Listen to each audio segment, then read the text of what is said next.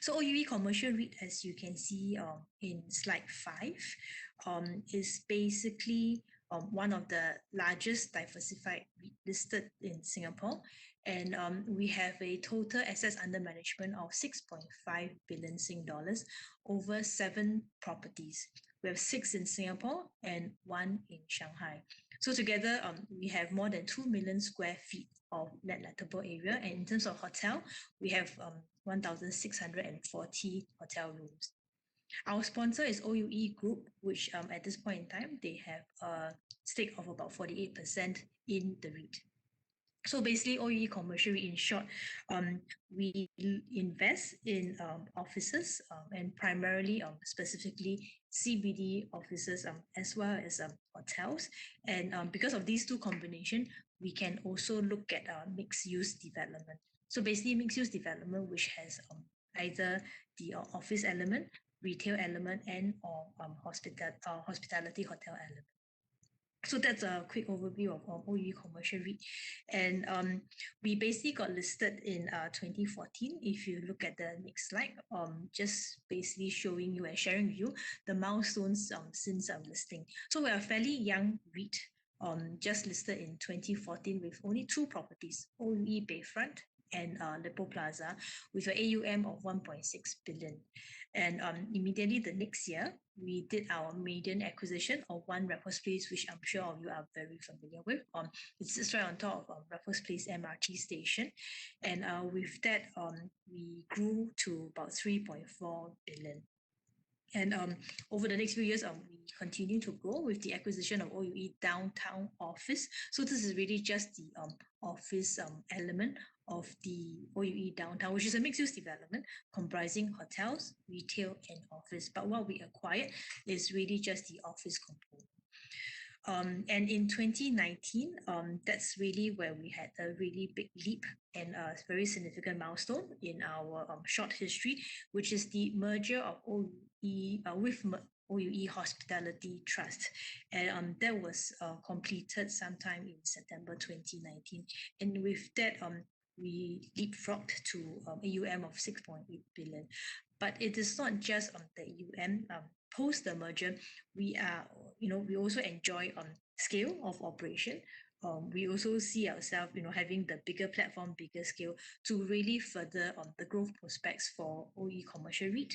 And with the larger capital base, we are also better positioned to undertake greater businesses and to further the business for the benefit of the unit holders. But as you can see, very quickly after the merger, 2020 came, and then we all know what happened in 2020, which is really a year of the pandemic. But nonetheless, you can see that we continue with what we wanted to do, what we believe and what we set out to do as part of the merger, and a few significant events in 2020, besides COVID, obviously, was that we rebranded Mandarin Orchard Singapore to Hilton Singapore Orchard. I'll go through that in details later.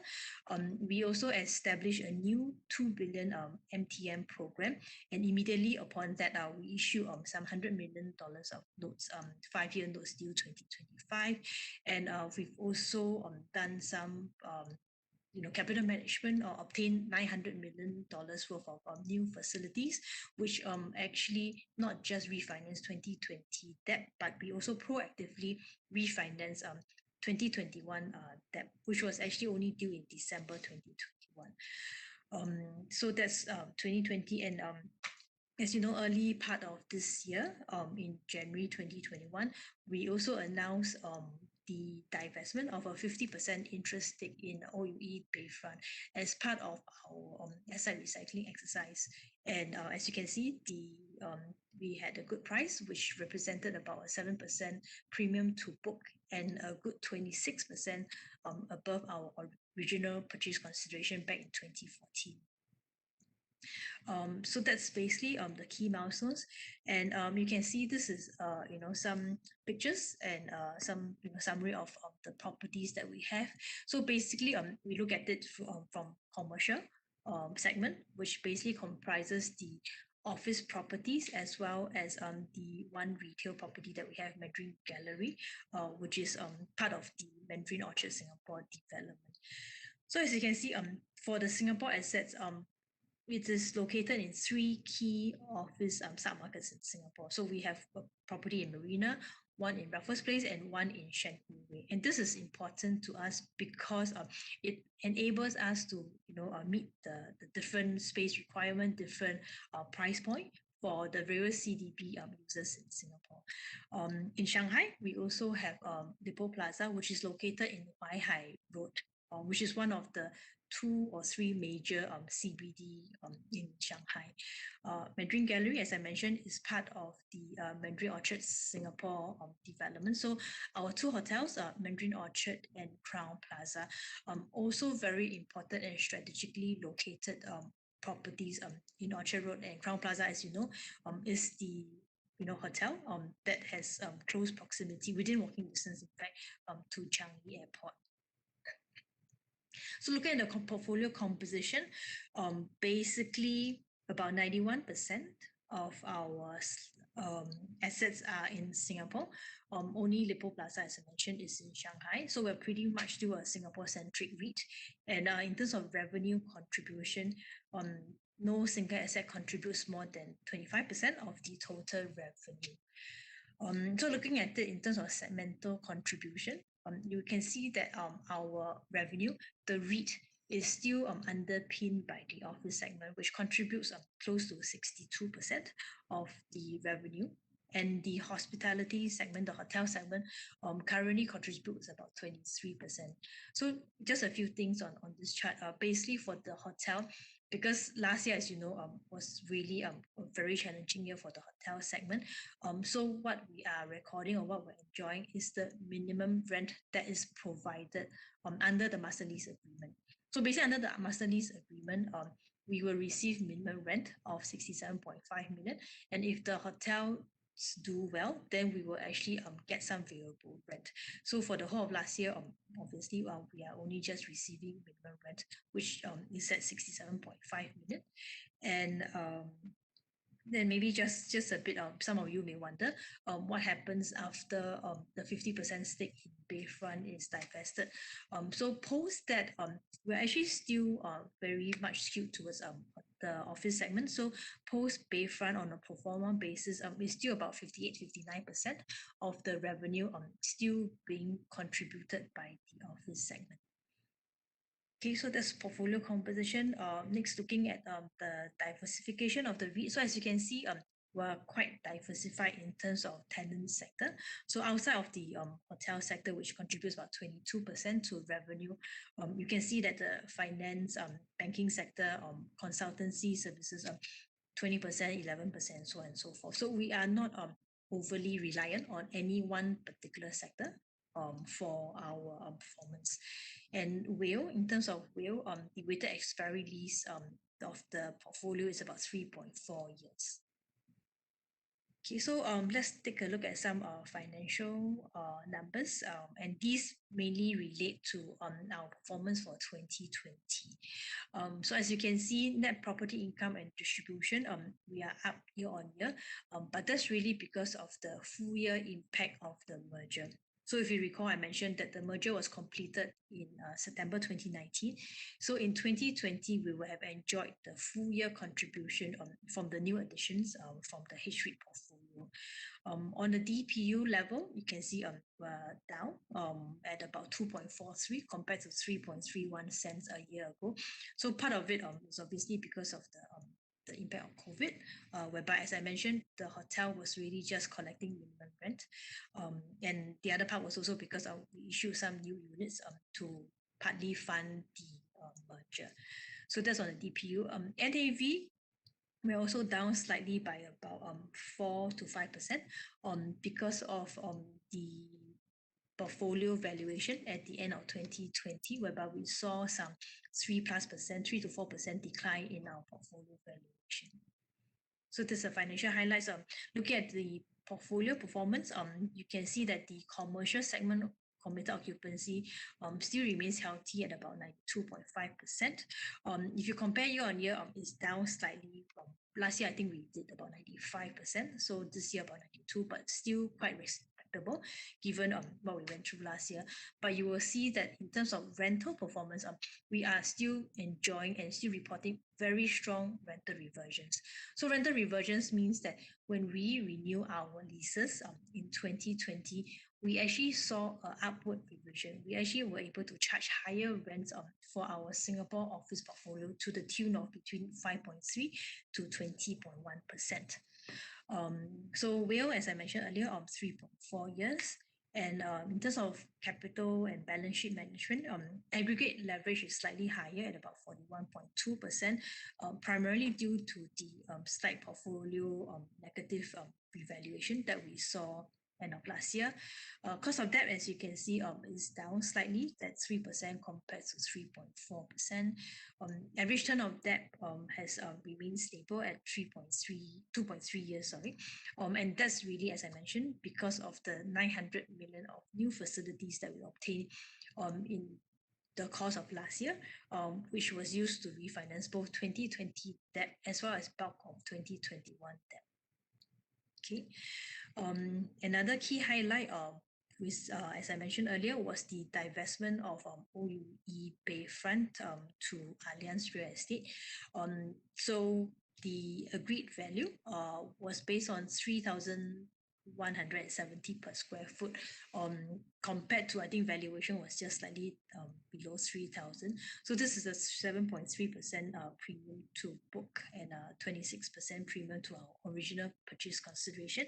And we are expected to receive net proceeds of about 263 million thereabouts, which we can use to whether pay down loans, and a few other things that we can use to strengthen our balance sheet. So assuming if all the proceeds are used to reduce bank borrowings, we will see a aggregate leverage on a portfolio pro forma basis of about 34.5% compared to 41.2% as we reported for December 2020. Okay, so just going into a bit more details for capital management. So as you can see, because of the proactive refinancing of 2021 December debt, only about 14% of our debt remains due for refinancing in this year.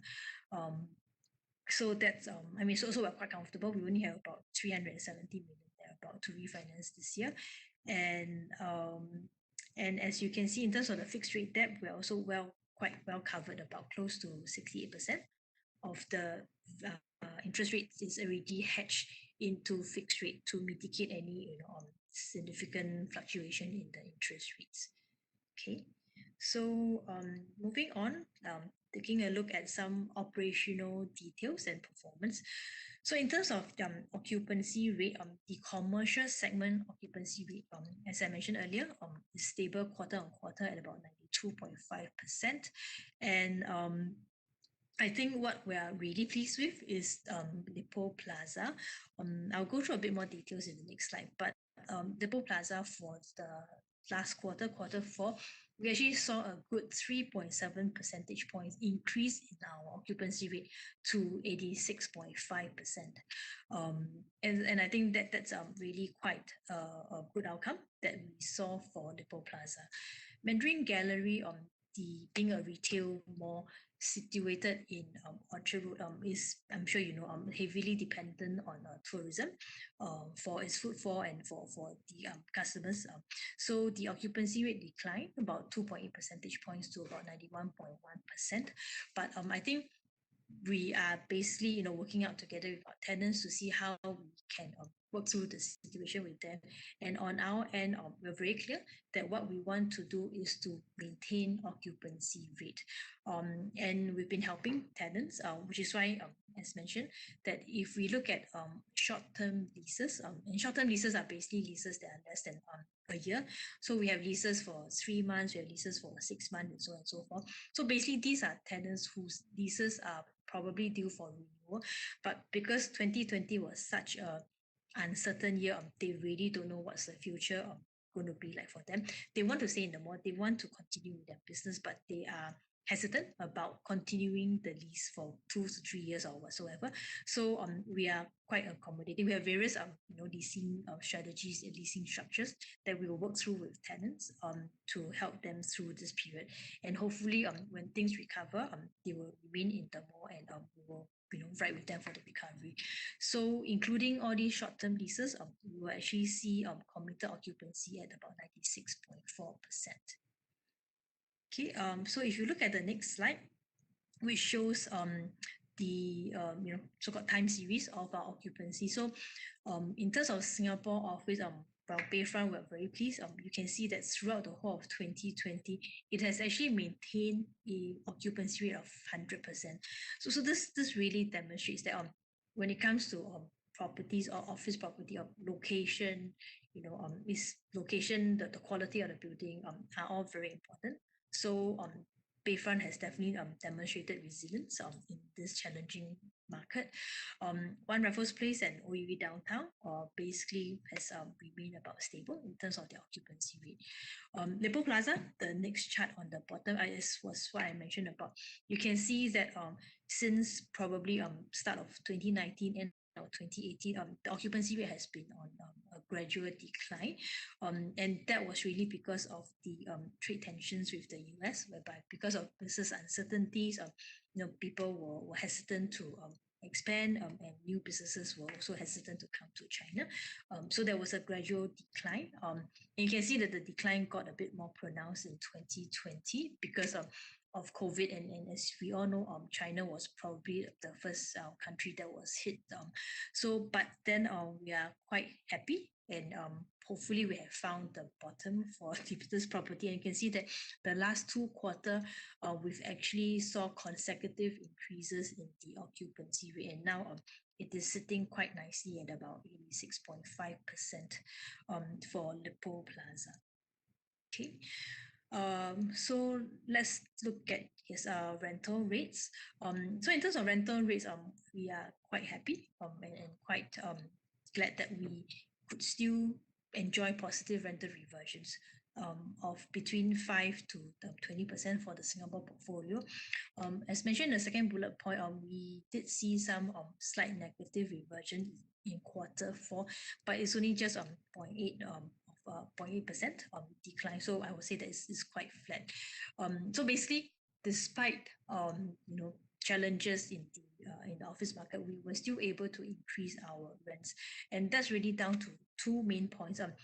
One is the passing rent of our leases are actually still below market, which is why we are still able to charge market rents, and market rents are above the passing rents that tenants are paying. So which is why we are still able to increase the rents.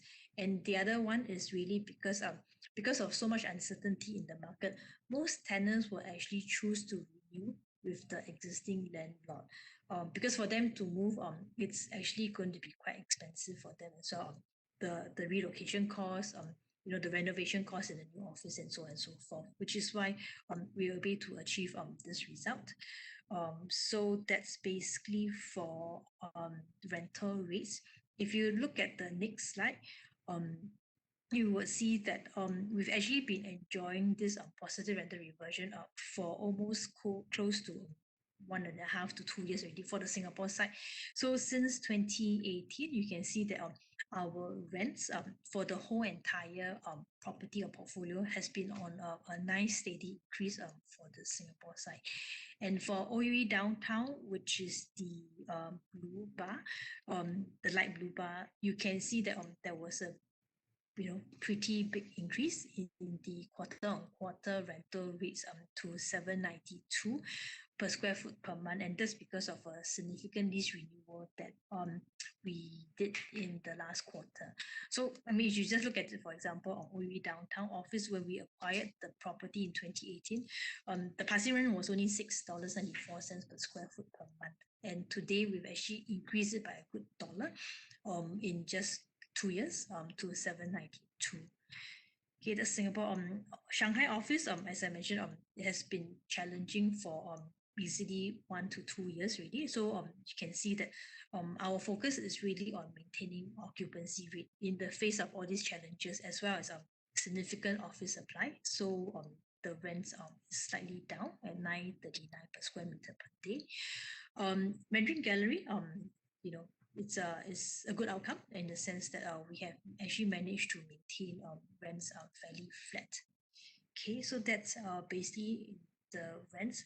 So in terms of the lease expiry profile for just the commercial segment, you can see that it's all quite well spread out in the sense that we don't have a concentration of any lease renewals in any 1 year. Every year is about just slightly under a quarter or so of the leases that is due for renewal. Okay, next, let's quickly take a look at the hospitality segment.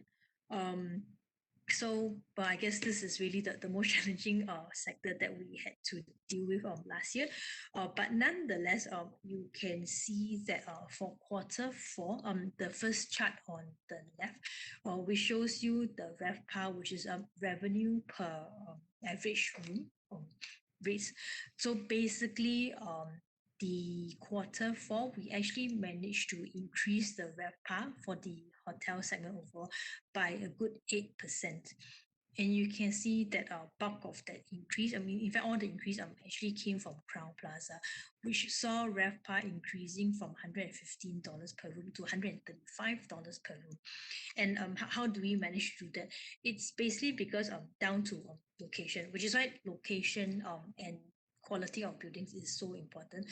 Crown Plaza being located within the airport vicinity was basically seeing demand from the air crew segment and the aviation segment. So even during the CB period in April to June, we actually continue to see some good demand for Crown Plaza. And that's because even though commercial flights have stopped and borders are closed, but your cargo flights, your DHL and your FedEx are still coming into Singapore, and the air crew needs a place to stay, and they will stay in Crown Plaza simply because it is next to the airport. And the reason for the increase in quarter 4 was really because I'm sure you know as well, the Singapore government is slowly opening up our Singapore borders to specific countries. We have started green channels and the green lanes for business travelers with some countries as well. So as the borders started to open up, we definitely saw more flights coming in. And as we're now in phase 3, so definitely there are more cargo flights coming into Singapore as well, which is why we were able to see that very nice increase in Crown Plaza's performance, despite what we went through the whole of last year. Mandarin Orchard, you can see that the RevPAR is fairly flat because bearing in mind it's a hotel of 1,080 rooms. So it is a big hotel, and mainly it's been sustained by the stay home notice type of business. And in December, we also saw quite a fair bit of staycation because it's basically the December school holidays and things like that. So those definitely enjoy higher room rates. But I would say that contribution from this segment is still quite small due to limited capacity, as well as we do need to ensure various safe measurement measures. So that's some color on the hotel side of things.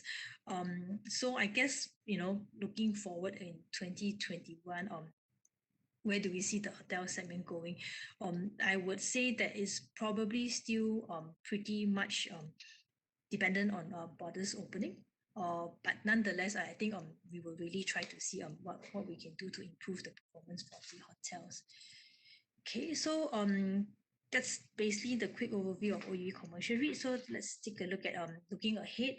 How do we intend to manage this portfolio? Because yes, we are now in phase 3. Things are starting to look a bit better, but we are not totally out of the woods yet. So I think in terms of the property landscape, first looking at the office sector, which is really where bulk of our contribution comes from. What we're seeing on the ground is our tenants, occupiers, they are definitely focused on space rationalization, right? Because of weak economic prospects And basically, so that's one. So the economic challenge is one, and the other is really, I'm sure you've heard, all these are being discussed. The work from home phenomena, and other various type of flexible or working arrangements. I think, in the so-called post-COVID world, there will be a hybrid of working in the office, working from home, and things like that. So that definitely will have some implication on demand for office space. But on the other hand, the flip side of the coin is that tenants are also increasingly focused on all these environmental issues, safe distancing, social distancing, clean and safe environment kind of thing. So we also see fair bit of tenants as well who have also come to us to say that look, they may need more office space. Why? Because they need to ensure that because maybe currently they are all working in a bench style kind of office environment. They need more space to ensure people are not rubbing shoulders with each other.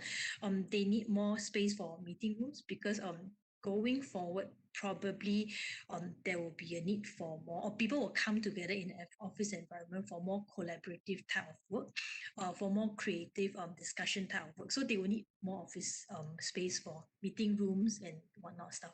So I think in short, the jury is still out on what is the net impact on office demand. Is it a net positive, net negative, or maybe it remains the same because people will need to rationalize space because of economic challenges. But on the other hand, there is also a need to have different type of office space. We have also seen consolidation type demand, whether is it consolidation from other office location, consolidation from other countries into Singapore. So we are still seeing quite some demand for space, new demand for space. So I think the jury is still, and more importantly, space planning is really a medium to longer term plan. For companies, especially big companies, it is not so easy for them to just decide overnight that they want to halve their office space or expand or things like that, because they are really always planning for the medium to long term. So I think that's basically for the office sector. For the retail sector, I think it's probably going to be challenging going forward, and more so for us really because the retail segment that we have are basically catering to office-based employees. Our retail segment are basically One Raffles Place retail mall, and then and Mandarin Orchard. So as you can see, it is reliant either on tourists or the office-based type of working population. So I would say that that's probably something that we are still keeping a very watchful eye over on when the so-called sustainable recovery is going to be. We definitely do see the working population back. It's definitely has improved. I would say that the shoppers traffic for Mandarin Gallery is probably about 70 to 80% of pre-COVID footfall. Likewise for One Raffles Place, maybe the footfall or the working population probably about 40 to 50% of the office workers are back. So I think these two are the key so-called data point that we are looking at to really see when we can see light at the end of the tunnel for the retail segment. But on our end, what we would do is continue to be supportive to tenants. And we definitely have seen tenants also trying out new things, new concept. Because at the end of the day, we are only provider of space. The tenants themselves, if they need to pivot, if they need to look for a new business venture, they would have to do it on their end. And what we can do is really just to support them in their space requirement, which is why, as I mentioned, we are looking at various leasing strategies. We are happy and we will be accommodative to shorter leases to really let them either test out new concepts, let them just tie through this period until they have greater visibility. And I think the hotel sector, well, Singapore, we don't really have much of a domestic travel to talk about. So I think it is really very dependent on border controls or border movement eventually opening up. And I think the all this vaccination thing is definitely positive news. But nonetheless, I think it's going to be a while, maybe 12 to 18 months before we can really see where the hotel sector is going to. But nonetheless, in the meantime, we will continue to look for alternative sources of demand, be it stay home notices, domestic tourism, work from home. We also have a few work from home packages, staycations and things like that to continue to sustain the hotel. But as I mentioned, we have a master lease arrangement in place, and the master lease provides us with a good 67.5 million of revenue every year. So that is really so we're already at the bottom of for the hotel segment already because we can't go below the minimum. So I think that's basically what it is for the hotel sector. Okay, so I think this is the backdrop of the three sectors that we're exposed to, and how do we then navigate through 2021 in the future, I guess. So I think asset management is very simple. Tenant retention would be key now. Tenant retention, because it is always cheaper to retain a tenant than to let them go and look for a new tenant. Things like maintaining occupancy, that's also where our key strategy is going to be. And which is why we will definitely be flexible in our lease management to meet various occupier space requirements. Okay, balance sheet wise, we will obviously continue to focus on cash management, cost management as well.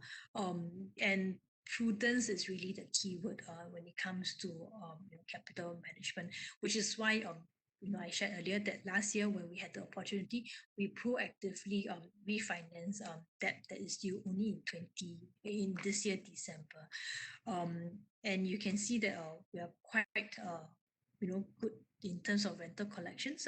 The rental collection for the entire portfolio is still healthy at above 90%, and rent deferment.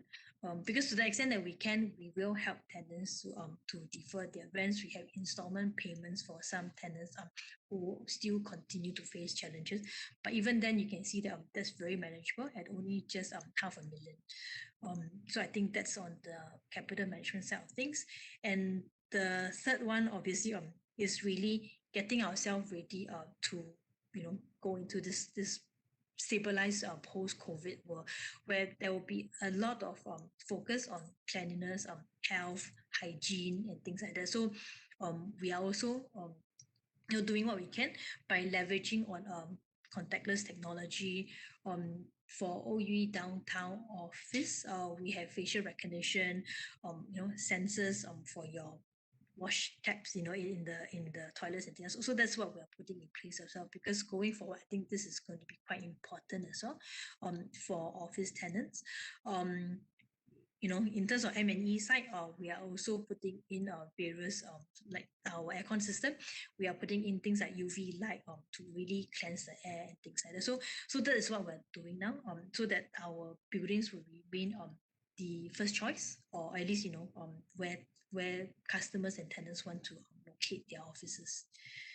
Okay, so that's managing what we have in the portfolio, but we are also obviously focused in the future and try to future proof our business as well. So in that respect, we have also undertaken two major events or activities last year, which is to create value for unit holders by rebranding Mandarin Orchard to Hilton. And it's really to reposition the hotel during this period whereby the operating environment is weak anyway, so that when the eventual recovery in the hospitality sector comes, we are ready to capitalize on that.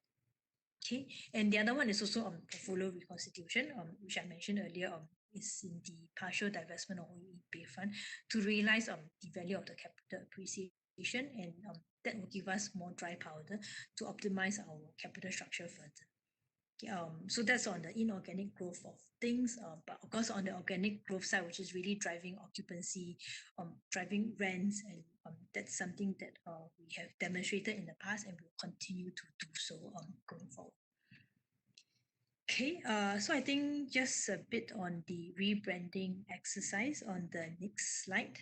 So I guess I've talked quite a bit about it throughout just now. So I think maybe the few things to add is that the reason why we work with Hilton is really because Hilton has a very strong brand recognition, and we want to really tap on their global sales and distribution network to really bring in customers, and hopefully they have the Hilton Honors program. So it will be a captive so-called customer base. That's one. And more importantly, because Hilton doesn't have a big inventory in Singapore. So once the rebranded hotel opens in 2022, um, our hotel would be the largest hotel, Hilton Hotel in Asia Pacific, and it will be their flagship hotel in Singapore. And that is really what we want to do, to continue to make sure that our properties are really good quality in key locations, in good strategic location. And I guess that the key thing that I want to highlight again is that during this period whereby we undergo renovation, even after the rebranding exercise, even after the hotel opens as a Hilton, during the ramp up period, there is income assurance for unit holders because the master lease agreement is still in place. The master lease agreement only expires in 2028. So from now to 2028, come what may, there will always be 67.5 million worth of revenue that is coming in on the two hotels because of this minimum rent arrangement that we have. So that's for hotel side. The next one is really just to talk a bit more about this partial divestment of OUE Bayfront to Allianz. So I think for us it is really the ability to, number one, monetize the gains that we have, because at the end of the day, no point holding on to the asset and see the book value increase if you can't realize it and can't monetize it. So as a result of this divestment, as I mentioned, we will see net proceeds of about close to 262 million, and we can use that to really further optimize our capital structure. And so I think, and with that, we will basically be in a position whereby when the recovery comes eventually, we'll also be in a better state to further our growth. Okay, so I think with that, that's the end of the presentation.